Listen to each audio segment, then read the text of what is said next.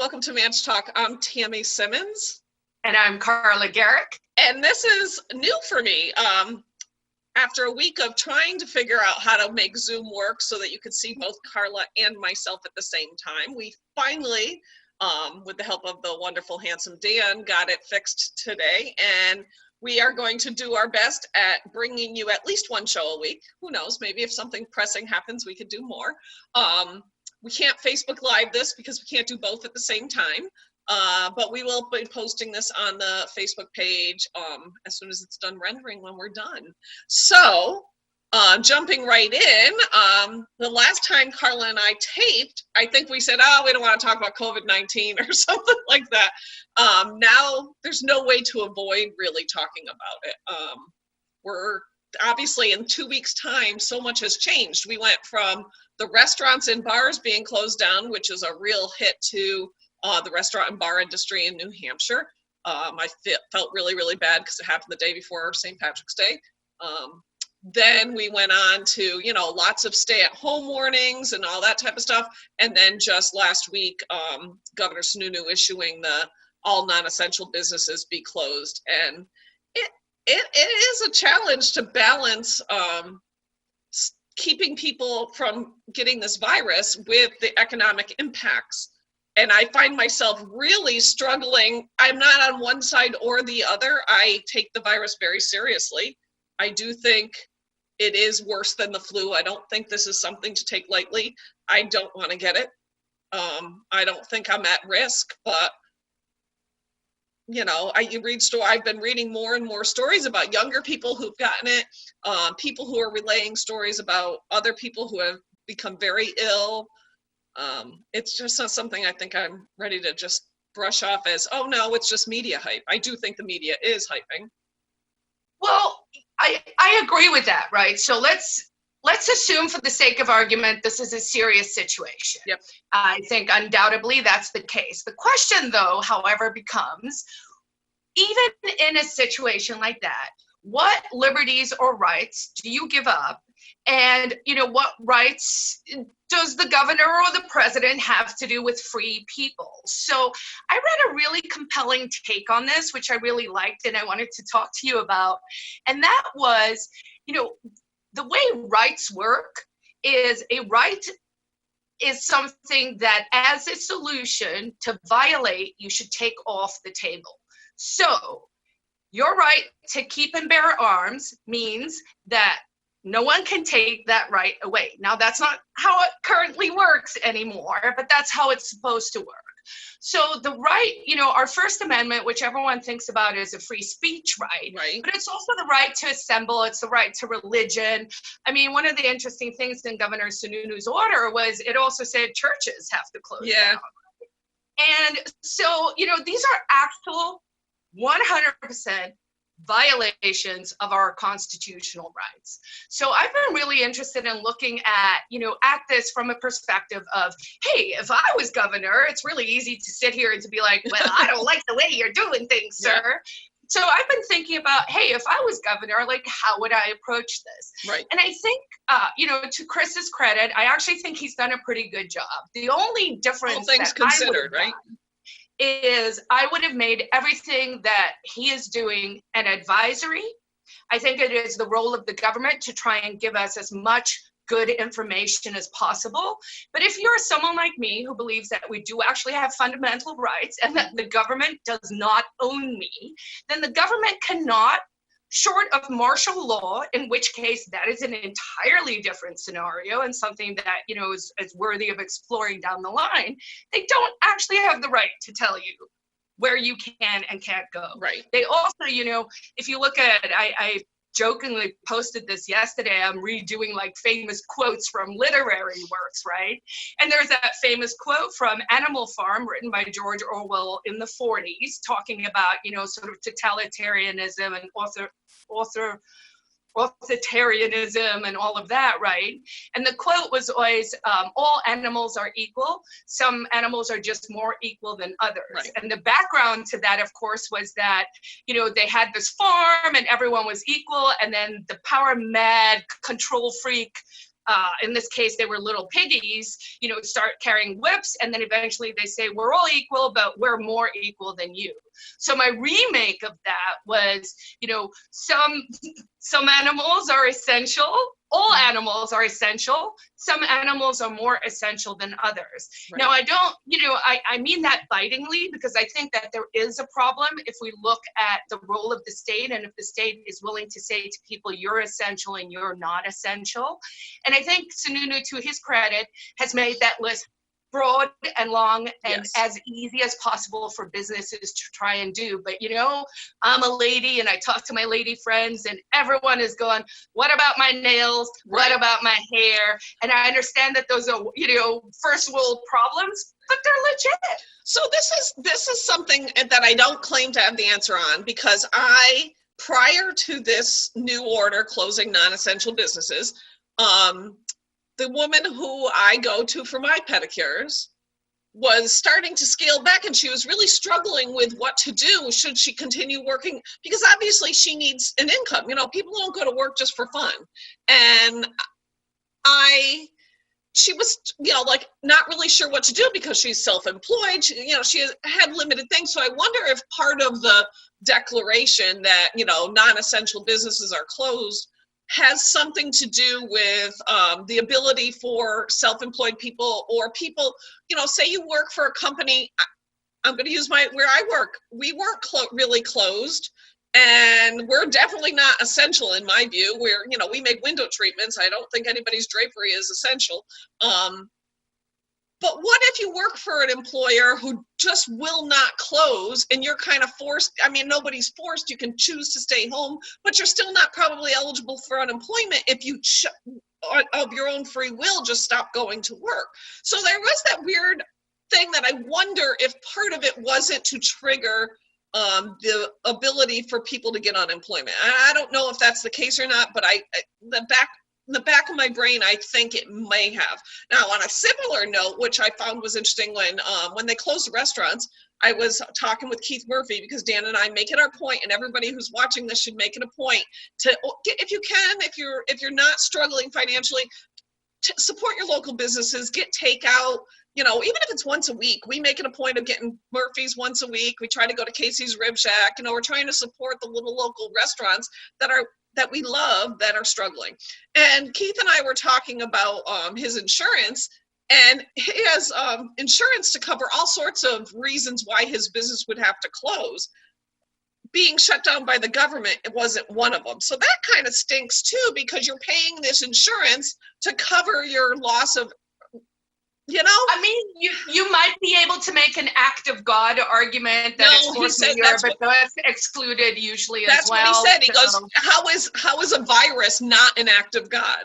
And that is a good point. So there's always, whenever any of these decisions are made, I've been trying to, one thing I keep reminding my more conservative friends, who seem to be very outraged with Chris Sununu these days, is I keep reminding people that we could be doing this under Molly Kelly. And if you think it's overreach now, I'm pretty sure that Molly Kelly would have been far more overreaching than Chris Sununu has been. I think Chris is, doing the best he can with the bad situation that's dropped on him. I mean, So let's focus on some of the good things. First of all, with the restaurants, I did want to mention the union leader did say today that they are looking for reviews from people for their favorite restaurants that are currently still serving. So if you have if you see this and you're like, oh, I love this place, I don't want it to go out of business, how can I help? That's awesome. The union leader, leave a short little review. They're going to put those up to try and help local businesses. So I think that's great. That's awesome.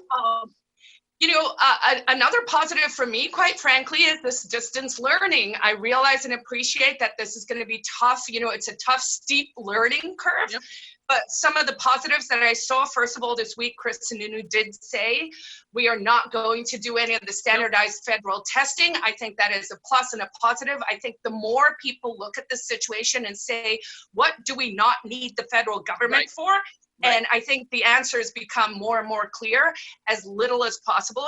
Even something like all the Massachusetts folks who apparently, part of the reason some of these decisions were being made was apparently to stave off the onslaught of the massholes. Right. And so, we could have, Chris have jokingly said, I don't have the right to close the borders. I'm like, you could under certain circumstances, just saying. So the distance learning with the education, I think is exciting. I think that might actually, become a model that we can expand on more.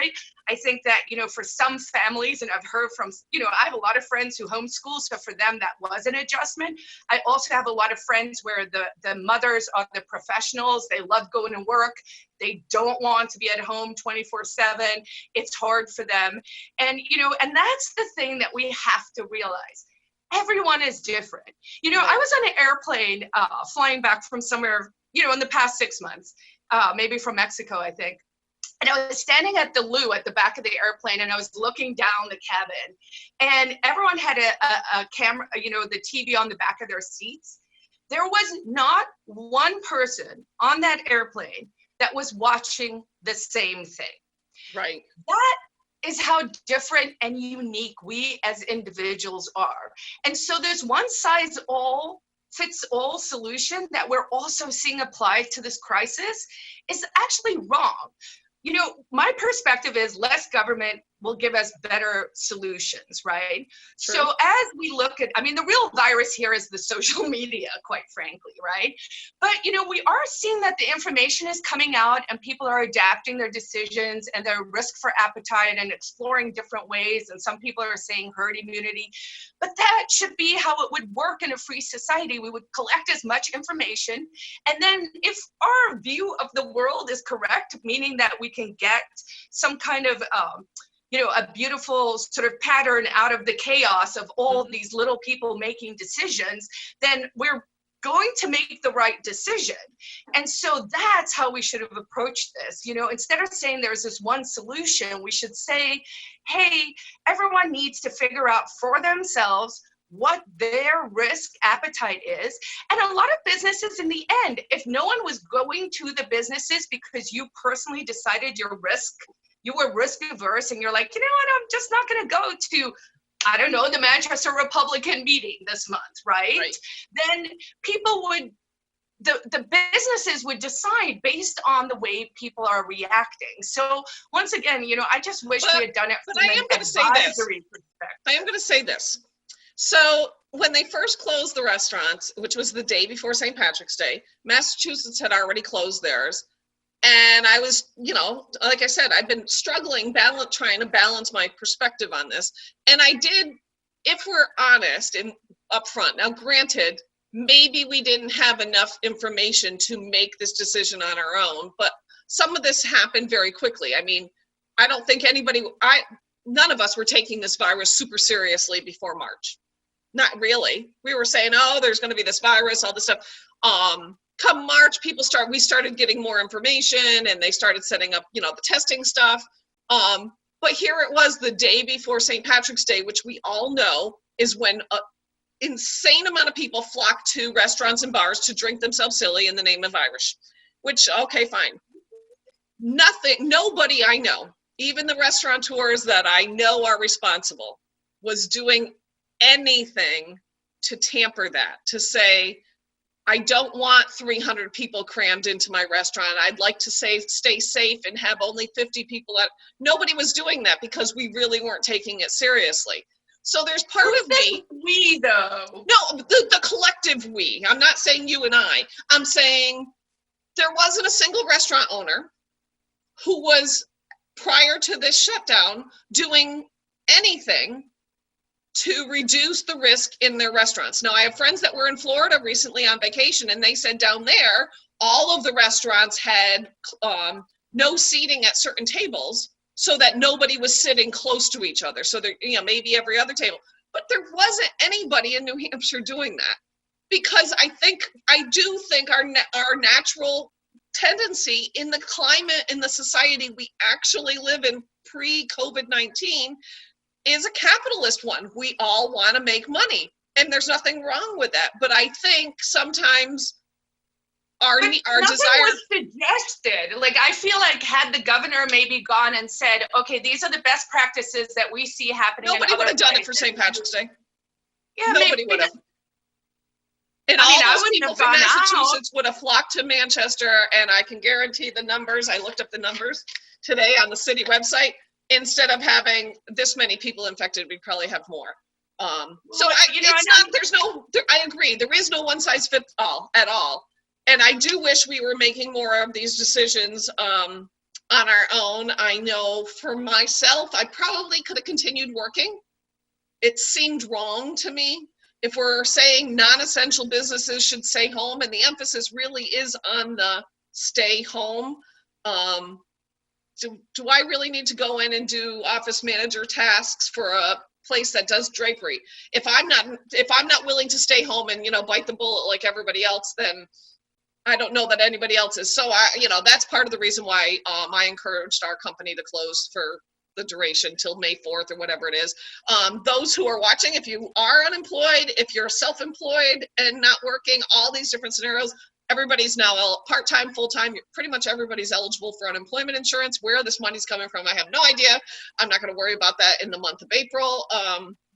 There is supposedly money coming from the federal government, which is absolutely insane if it is actually what they say. So everybody on unemployment is going to make an extra $600 a week.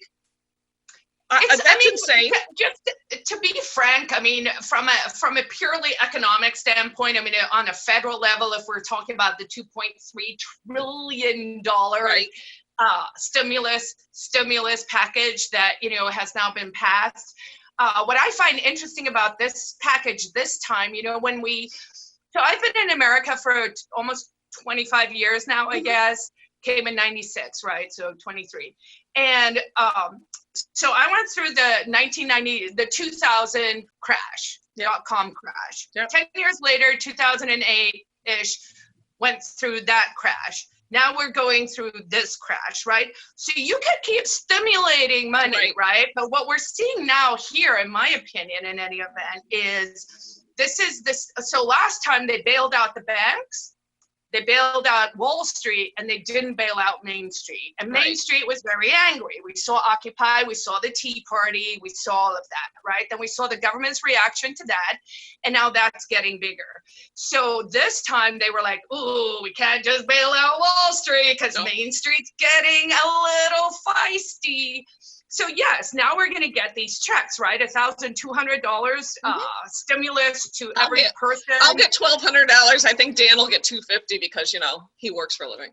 And then we have this unemployment insurance. So really, what we're talking about is we've created a unsustainable national debt. If I talk about how can New Hampshire have more independence, that's another thing that Granite Staters should understand. We are net payers to the federal government. Yep. New Hampshire taxpayers give more money to the federal government than we get back. Whether the Democrats have rejected the $46 million for the schools, which I'm sure they're going to regret, or not, right? Right.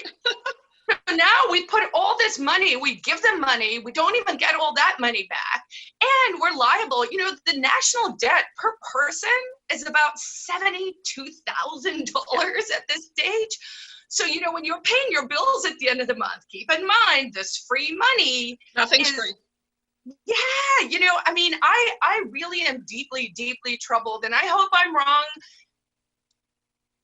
I hope I'm wrong. I am not sure I am. Transitioning from that and the debt and the government and all this stuff, I said to Dan this morning, one of the things that I do hope comes out of this, and it's either going to happen significantly, I think, or it's just going to blow up and be worse than it is now, is that I hope people start thinking about what their government does and doesn't do. For instance, in Manchester. So when this all started happening, and the first round of when the restaurants closed and we started closing things, the aldermen in Manchester voted to continue to pay city employees who weren't working. Now, I have no problem with paying teachers because I can't even imagine what it's like trying to be a teacher. It took me 2 weeks to figure out how to get Zoom to work. I can't even imagine how long it takes them. But the teachers are still doing a job, whether we, think it's sufficient or not. That's irrelevant. They're doing the best they can with the situation they have.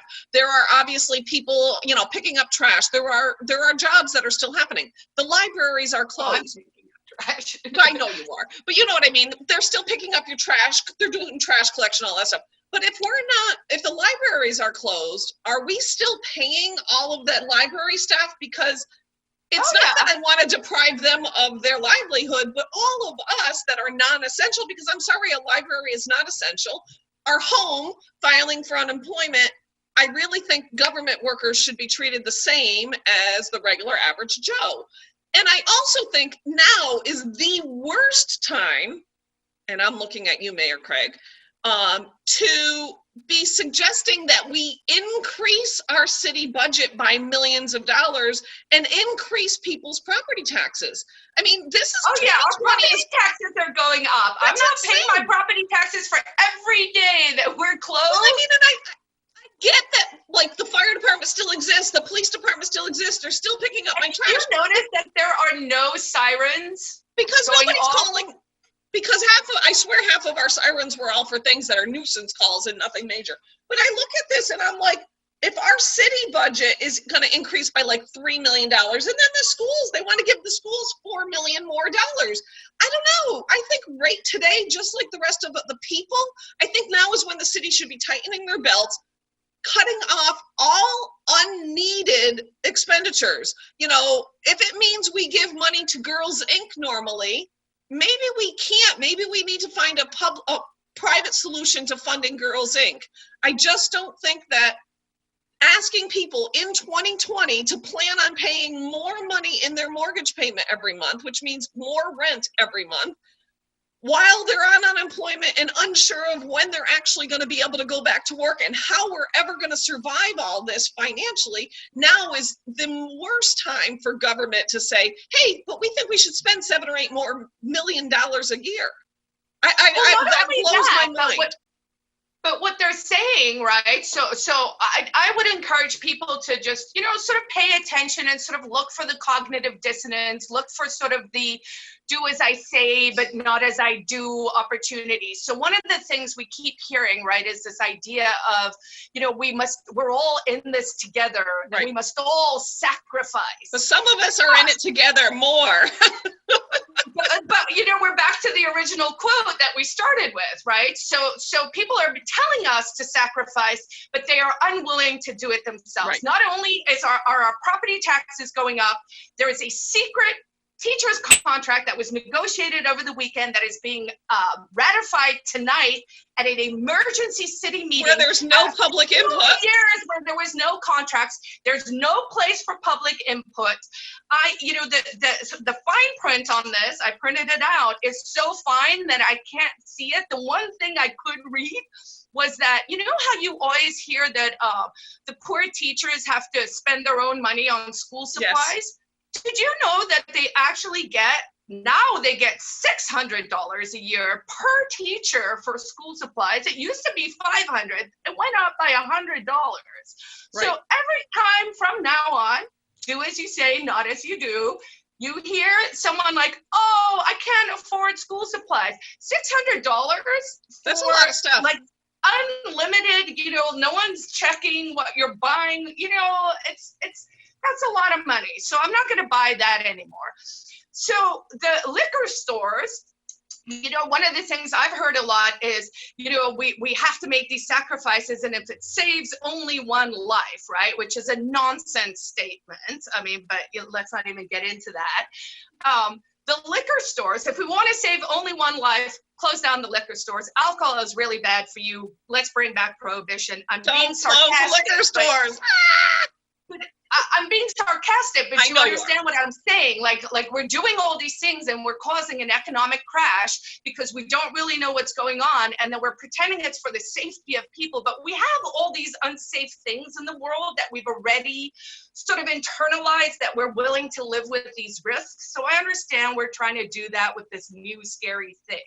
But let's not lose sight of the fact that the liquor stores are open and they are going to get a 10% raise. Temporary though. I did read it is temporary. I'm not defending it, but I did read that it was temporary, which made me feel a little bit better because they're understaffed and overworked or whatever. I'm not saying I'm making excuses but for do you giving understand how economics works? So here's how economics work. There are currently a lot of unemployed people, which means the price should go down for labor, not go up for labor. But when you're dealing with the government, it will always go up. I know. So I set the timer for 25 minutes, and you and I wondered how we were going to fill a show up like this, right? We're almost out of time. Well, we're almost out of 25 minutes, so we have a few minutes to wrap up. I do want to emphasize to people that, you know, if you can stay home, stay home. I'm not really sure 100% I'm going to be bad and go out this afternoon. I'm meeting up with Matt Mayberry to go wave at people over at CMC and thank them for the hard work that they're doing, because they have probably the worst job. Yes, I can't bear. They have the worst job ever. I would not want to be in the medical profession. So I'm going to go do that. And then, but I was like, wow, we have to be really careful. Should I wear a mask? Because I know you guys go out, you wear masks. And I think I might almost start wearing a mask just to remind people that it's okay that if we have to wear masks, if that's what prevents the spread of this virus. So I'm going to go do that. That's my rebel in me today. But other than that, I really am just staying home. I went to the grocery store last week. I went to Walmart and I was like, yeah, I don't really think I need to go to Walmart again. It was kind of, and people are crazy. And people aren't getting the social distancing. Don't get up into people's space. I don't know why they're doing that. So, you know, stay home, try to stay healthy. Try not to spend too much time reading all the reports. Every day there's a press conference. They are talking about the spike, which Dan follows the numbers. You know, he's another one like John DePietro that knows all the exponential growth and all that stuff that I just don't have the brain space to fill. They are predicting maybe 18th to 25th of the month might be when New Hampshire tops out, unfortunately, with cases and deaths, and it'll be kind of sad. I did refresh. I have the Worldometer thing. If you go to worldometer.com, where you can see anywhere in the country, and you can see state by state where you're at, and it's fairly accurate. And I realized this morning I hadn't refreshed it, and it was set to US. And when I opened the screen, it said 1,046 deaths, and then I refreshed, and it said 4,036, and I thought, oh, that's a big difference. Yeah, but the thing is also putting it in context. I would love to see that counter right next to seasonal flu counter so that we can just keep things in context. I'd like to end with, I have a recommendation for 10 steps people can take to have a better experience and to really just take charge of their life. That's on my website, carlagarrick.com. And it's things from, meditating to cooking with your family and just taking this time to actually regroup and become a better human being. That's what I think I'm doing too.